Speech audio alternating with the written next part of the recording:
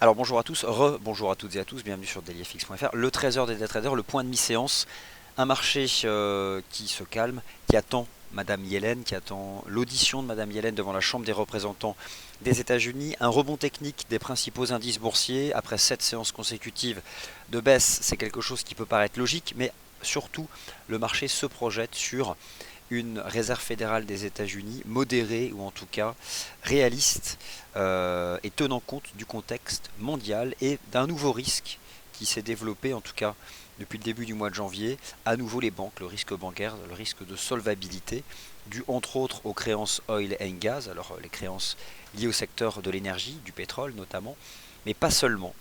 C'est notamment ce qu'a pu vous montrer en Europe le cas de la Deutsche Bank ou encore des banques italiennes, des banques qui sont mises en difficulté, pas seulement à cause du prix du pétrole. Alors, le marché attend beaucoup de cette audition semestrielle de Janet Yellen. Pourquoi? Parce que je vous rappelle que l'évolution du cycle des taux d'intérêt aux États-Unis est perçue comme un risque par le marché. Si vous prenez l'évolution des grands indices boursiers depuis le 16 décembre dernier, le 16 décembre dernier, c'était justement eh bien, la hausse des taux de la Fed. Depuis, le marché n'a cessé de baisser. Alors, ça fait partie des risques, et je dirais que les risques sont multiples en ce moment, ils tendent à devenir systémiques, et donc plus que jamais, le marché appelle les banques centrales en tampon, hein, en tout cas, le marché attend des choses, du soutien des banques centrales. Bref, on aura l'occasion d'en reparler en détail dans le Wall Street Insider. Là, le principe de ce 13 heures des day traders, c'est le point de mi-séance et les graphiques intraday. Donc je vais aller droit au but. Rebond technique des marchés actions. Vous avez le DAX ici en données horaires. D'un point de vue technique, le rebond est bien construit et surtout l'analyse prix momentum donne de bons résultats. Les bougies horaires mettent en avant des cassures de résistance intraday. À la base, je pense que le marché est parti pour faire un pullback en direction des 9000. Alors la première résistance swing sur le DAX, c'est 9250. D'accord, hein, 9250 points. Sur le plan technique, il y a une cassure haussière de momentum ici sur le DAX. C'est généralement un facteur qui anticipe l'évolution des prix. Alors pourquoi? Parce que le momentum, c'est l'angle d'une dynamique, c'est la pente d'une tendance. Concrètement, ça va être le taux de variation glissant des prix. Et forcément, lorsqu'il y a des cassures haussières chartistes sur le momentum, cela invite à envisager que ce taux de variation glissant s'accélère. Et l'impact d'un taux de variation sur un prix en bourse, c'est, dans le cadre d'une tendance haussière, l'angle que prend la tendance haussière. Donc si le momentum s'accélère, le mouvement tend à être de plus en plus vertical. Alors, forcément, la déclaration qui sera rendue publique à 14h30 va avoir un premier effet de volatilité réalisé sur les marchés. Mais je pense que c'est surtout la phase de questions-réponses qui impactera les marchés, parce qu'en l'état, le communiqué, lui, ne va pas forcément traiter de tous les sujets. Je pense qu'il aura déjà un effet de modération sur les perspectives de la politique monétaire de la Réserve fédérale, mais pour les questions précises, les détails, il faudra attendre 16h30 lorsque Mme Yellen répondra aux questions des parlementaires de la Chambre des représentants qui appartiennent à la commission économique de la Chambre des représentants. Donc en l'état, c'est une sélection de parlementaires. Parce que vous imaginez si les 600 ou 700, je ne sais pas, représentants avaient le droit de parole, on y était jusqu'à la fin de la nuit. Donc ce sont des parlementaires avisés, en tout cas qui appartiennent à la commission économique de la Chambre des représentants. Et demain, ce sont des sénateurs avisés parce qu'ils appartiennent à la commission bancaire du Sénat des États-Unis. Le DAX est en rebond technique.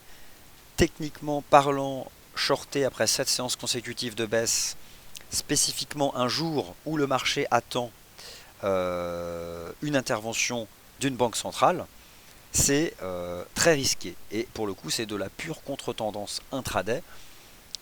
Alors, en me basant uniquement ici sur l'étude prix-momentum, j'ai le sentiment que le DAX pourrait prolonger son rebond technique et aller chercher les 9200 points. Premier support de la tendance, désormais à 9040. Premier support de la tendance, 9040 sur le DAX. Non, moi ce qui m'intéresse cet après-midi, c'est le risque de voir le dollar américain casser un support. Le dollar US est clairement à la croisée des chemins sur le plan technique.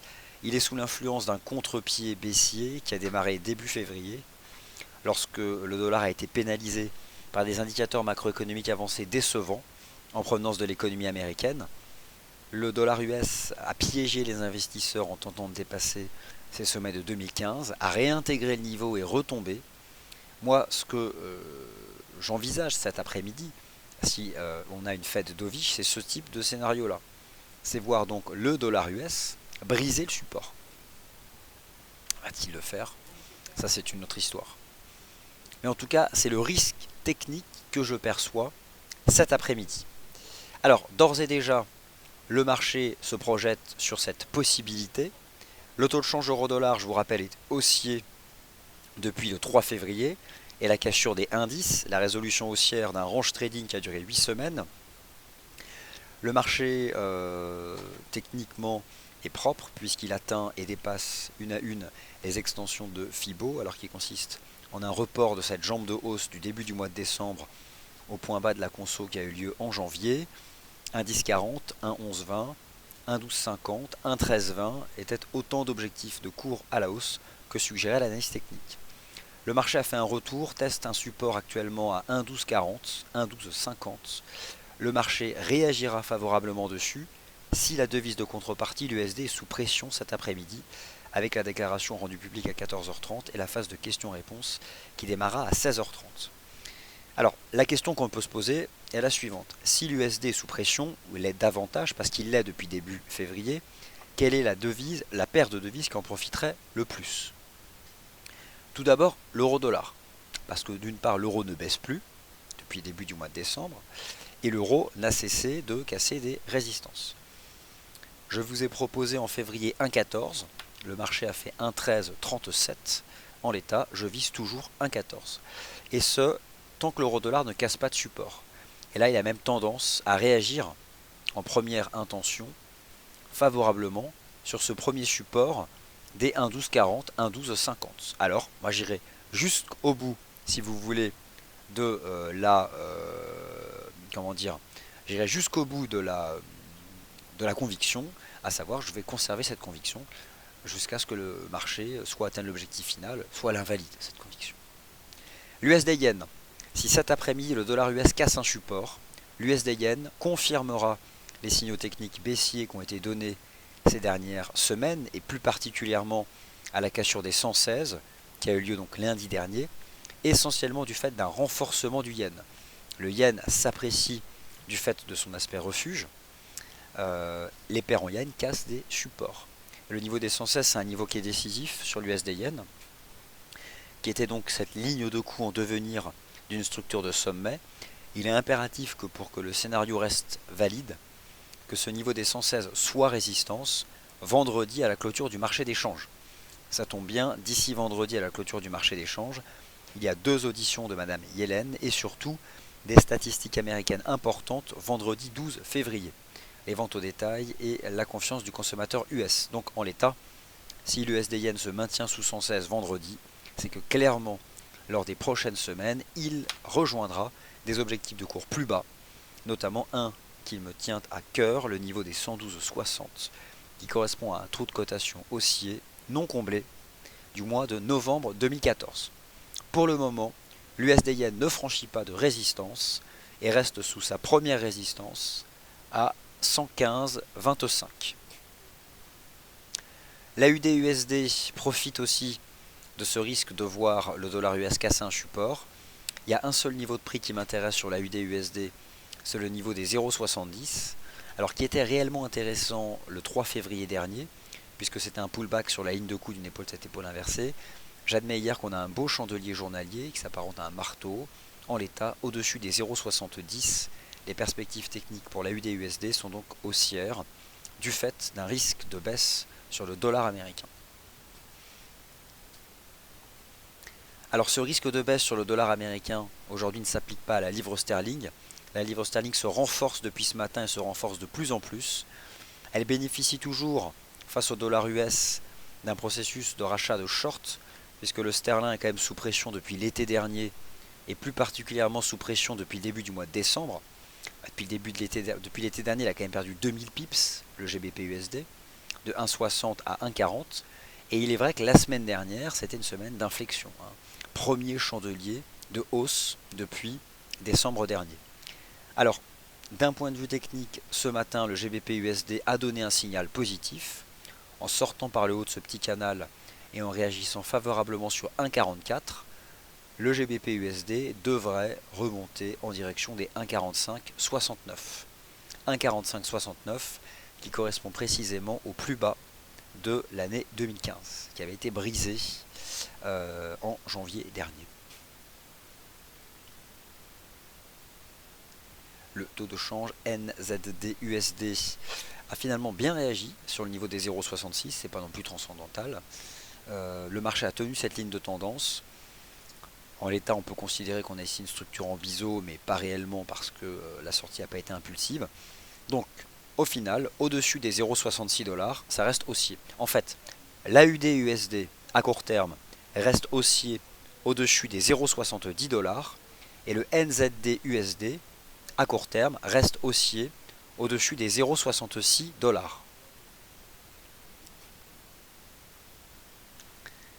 Et enfin, l'USD CAD se replie.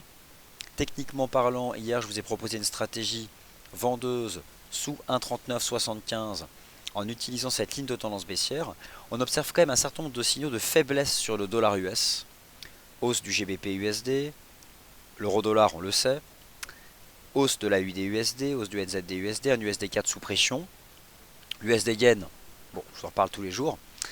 Le risque pour l'USD 4 cet après-midi, c'est de casser les 1,3813. Là, on redeviendrait véritablement baissier. Donc, vous l'avez compris, cet après-midi, au-delà des indices boursiers qui sont en rebond technique après 7 séances consécutives de baisse, on peut les oublier, ces indices boursiers. C'est le dollar US aujourd'hui qui compte. Aujourd'hui et demain, le marché s'intéresse au positionnement propre vis-à-vis du dollar américain en tenant compte du cycle des taux d'intérêt à venir de la Réserve fédérale des États-Unis. Le scénario qui peut se produire aujourd'hui, c'est celui-ci d'une grosse cassure. Et là, derrière, il y a des perspectives de baisse. Alors, au contraire, si on a un rebond énorme sur le support, c'est que la Fed a bien l'intention de faire ses 4 hausses de taux. Et dans ces cas-là, autant vous dire que le marché action va en souffrir. Si la Fed aujourd'hui nous dit qu'elle fera ses 4 hausses de taux et que le contexte mondial ne lui fait pas peur. Donc c'est qui tout double. La seule chose, c'est que l'analyse technique, elle apporte le niveau pour gérer son risque. Pour les stratégies d'achat, le stop c'est sous 12 040. Et les stratégies de vente, c'est en cassure des 12 040. Donc concrètement, la stratégie de vente se met en place lorsque les acheteurs du support voient leur position stoppée. C'est toujours le même principe en analyse technique. J'aurais tendance, vous m'avez compris, à faire confiance à un scénario de poursuite de la hausse de l'euro-dollar et de repli de l'USD-yen. Et donc au final d'un USD face à un risque de cassure de support. Après bien sûr ce n'est que mon opinion, donnée à titre purement indicatif.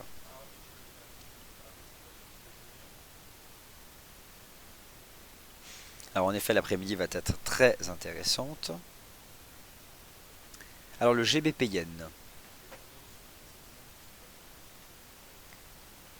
Alors la livre sterling rebondit, le GBP Yen aussi rebondit. Le GBP Yen rebondit comme les indices boursiers après 1, 2, 3, 4, 5, 6 séances consécutives de baisse. Le GBP Yen rebondit, mais ne casse pas de résistance pour le moment. Première résistance à 167,80. Donc pour le moment on remonte à 167,80.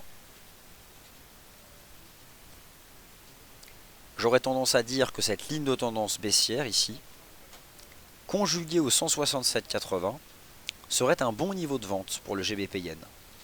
Les 167,80, si le marché va les chercher, je pense que cela peut être un bon niveau de vente. Parce que j'ai un scénario moi de fond cette année de renforcement du yen. Alors évidemment l'année est longue, ok, ça c'est vrai. Mais je pense réellement que le yen peut se renforcer davantage. Et donc que les paires en yen peuvent baisser davantage.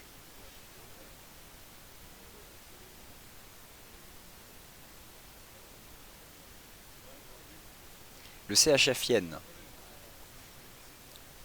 CHF Yen, range trading 116, 15, 118, 72. 118, 72 reste toujours un bon niveau de vente. Ça reste le niveau horizontal. Donc moi c'est ce qui m'intéresserait. Une stratégie de vente des 118,72 sur le taux de CHF Yen.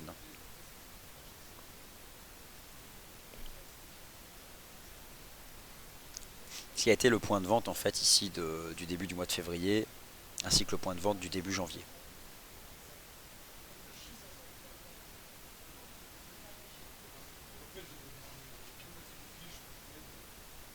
Bonjour Totov.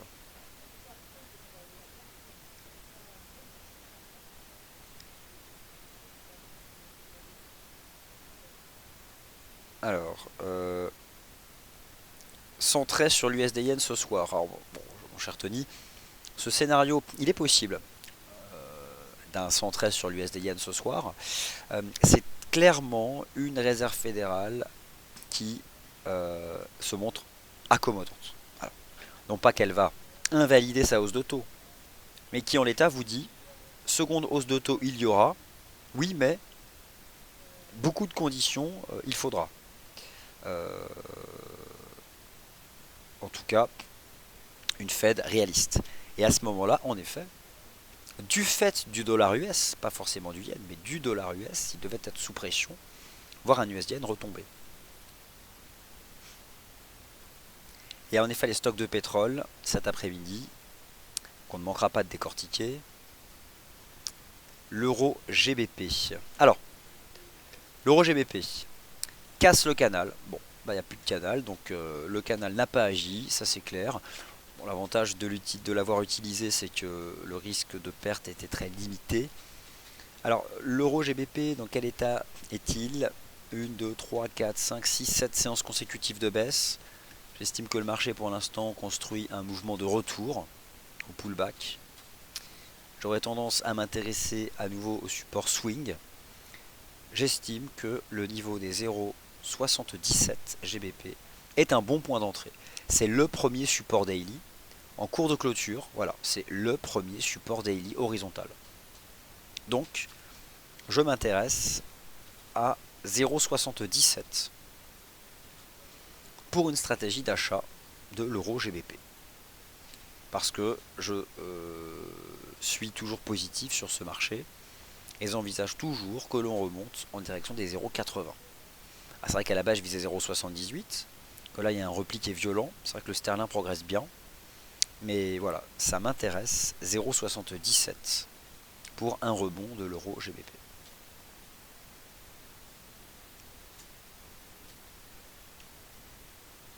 Alors, la remontée de l'euro donne simplement un moins bon comportement relatif aux actions de la zone euro. C'est-à-dire qu'elle sous-performe. Elle baisse plus que Wall Street, par exemple.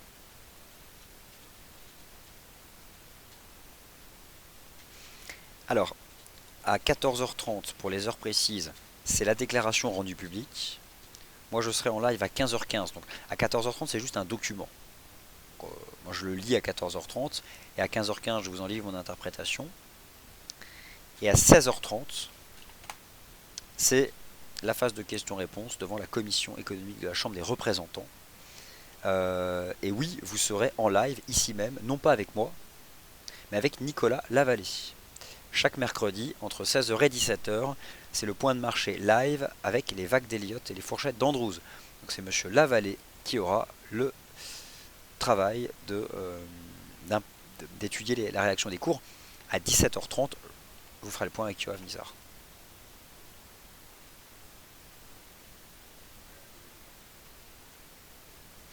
Moi, de toute façon, cet après-midi, ce qui m'intéresse, autant vous dire, chers auditeurs, le dollar index, l'euro-dollar et l'USD Yen.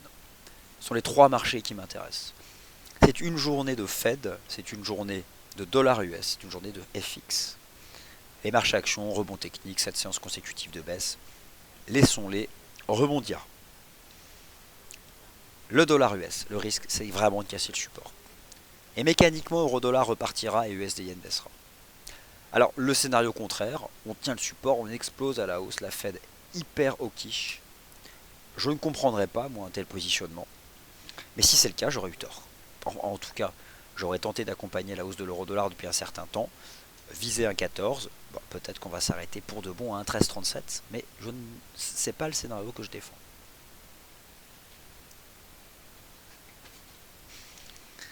Alors, le DAX peut-il encore donner avant la déclaration de Madame Yellen? Écoutez, j'ai quand même le sentiment que, regardez en 5 minutes, on s'est installé dans une espèce d'inertie là depuis 11 heures.